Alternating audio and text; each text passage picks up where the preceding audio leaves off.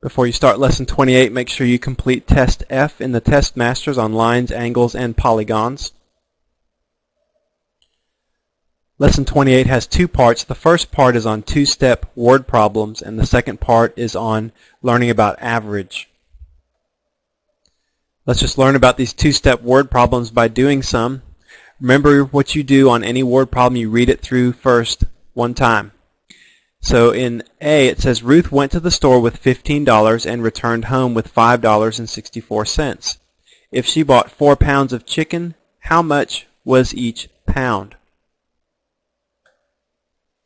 Well, we know we're doing two-step problems here, so there's a couple of steps that we need to do to solve the problem. And we need to answer the question, how much was each pound of chicken? Well, how can we answer that question? How much was each pound? Think about what we know here. We know that Ruth had $15 to start with and returned with $5.64. So we can figure out the amount that she spent. And then we can divide that amount by 4 to get the number or the cost for each pound of chicken. So let's go ahead and do that. Our first step will be to do a subtraction problem.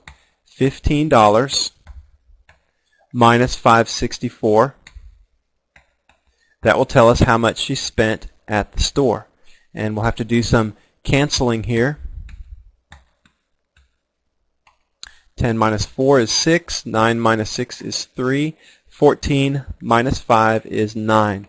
She spent $9.36 at the store.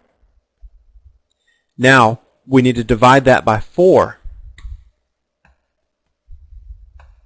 to get the cost per pound of chicken.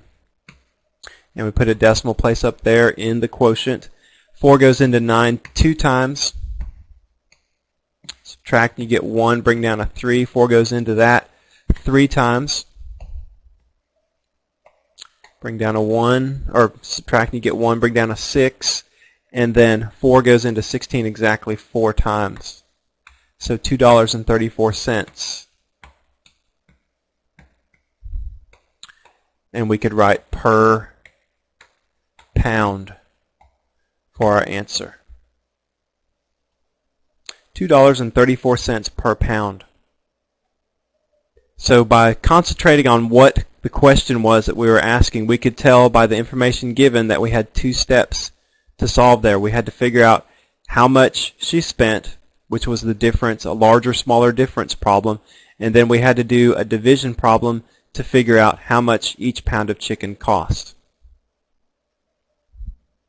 Look at problem B. 2/5 of the 45 racers were Americans. How many were not Americans? Now this is real similar to the part-whole problems that we did back in lesson 14. You can solve them that way, or you can take 2 steps to figure it out. A lot of these word problems, there's more than one way to solve them. We know that 2/5 of the racers were Americans. We want to know how many were not Americans. Well, if 2/5 were, we could say that 3/5 were not. And we could just go ahead and make ourselves a little set of boxes here. Split into 5 groups. And if we have 45 racers altogether, that means each box gets 9 of them. And since 3/5 were not, we'd have 9 times 3 is equal to 27. 27 were not Americans. Our first step, we figured out the fraction that were not Americans. Then we figured out the amount using our fraction boxes there. You don't have to use the fraction boxes. You can probably just do a problem like that in your head because you knew that you had to break 45 into 5 pieces. That would be 5 equal groups of 9. Just however you want to do that problem. Most importantly, you need to show a little bit of work there, at least the 9 times 3 thing to say 27. It's always a good idea to show how you got your answer so that if you do make a careless mistake, you can check your work. I usually give partial credit if I can tell where somebody's mistake was.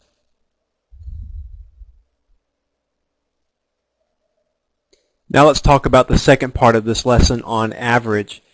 Averages, those are important in calculating different numerical amounts. Scientists use averages a lot. People who do statistics, like in sports, they use averages a lot. Like somebody might want to know how many strikeouts per game a certain pitcher has, what his average is.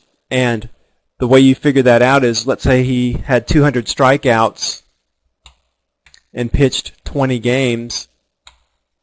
You do like the total number of strikeouts divided by the total number of games, and that would just be 10 strikeouts per game. That would be that pitcher's average. Let's just do a practice problem. Here's some pitcher's statistics. He's pitched 4 games, and those are the number of strikeouts he's made in each game. So what would his average be? Well, what you do is you add up the total number of strikeouts, 10 plus 7 plus 12 plus 11. Let's just do that over to the side.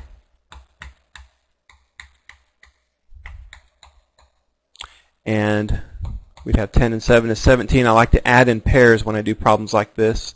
17 and 23 is 40. So 40 strikeouts in a total of 4 games. So the average would be 40 divided by 4, which is real easy. That's just 10. That's the average.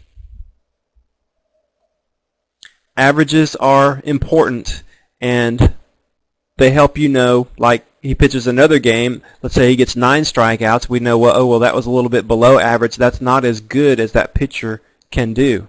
He can do better than that. In science, a lot of times the word mean is used. A mean is the same thing as average. If you're asked to calculate the mean of a group of numbers, that is the average. You're finding the average. I don't know for sure why the word mean is used. It doesn't mean like an angry thing or something. So just try to remember that word. Mean is average. Mean means average. Look at problem D. What is the mean of those numbers? Well, what you need to do is add them up. And let's just go ahead and do that. We don't need to put plus signs in there. You can probably just look at those and see what to do. 40 and 27 would be 67. 35 and 43 would be 78. And then plus 35. And let's just go ahead and rewrite those vertically. And that'll be easier to add them, even more easy than what we were doing. 7 and 8 is 15, plus 5 would be 20. 6 and 2 is 8, plus 7 is 15, plus 3 is 180. Now we have 5 numbers there. We divide the total of them by how many numbers there are. That's how we find the mean or the average. 5 goes into 18 3 times. Subtracting, you get a 3, bring down the 0. 5 goes into 30, exactly 6. So there's our mean or average, 36. That's the mean of those numbers. The mean or the average, whatever you want to call it, it should lie somewhere in between the biggest and smallest number in a group of numbers. If it doesn't, then you did something wrong in your calculations. Like if we got 25 for our answer on that problem, that's not in the middle. It's less than the smallest number that's there, 27. So we would know that that was wrong. Likewise, if we got like 50 for our mean, we would know we did something wrong too. The mean should land somewhere in between the smallest and the biggest number in your group of numbers. Speaking about the mean being in between the largest and smallest number in a group, look at E. What number is halfway between 50 and 80? Well, when you have an average of 2 numbers, that's what you're doing, is you're finding the number that's halfway in between. 50 and 80, you just add those two together, that would be 130 divided by 2 is 65. That's halfway between 50 and 80, right? That always works for 2 numbers. When you have 2 numbers in a group and you want to find the number halfway between, you just figure out the average, add them together, divide by 2. See, it's 15 from 50 because 50 plus 15 is 65. It's also 15 from 80 because 80 minus 15 is 65. It's halfway between those 2 numbers. That's always how you check to see if you did your average correctly, is the results should be in between your smallest and your biggest number in that group. Okay, well that's all for lesson 28.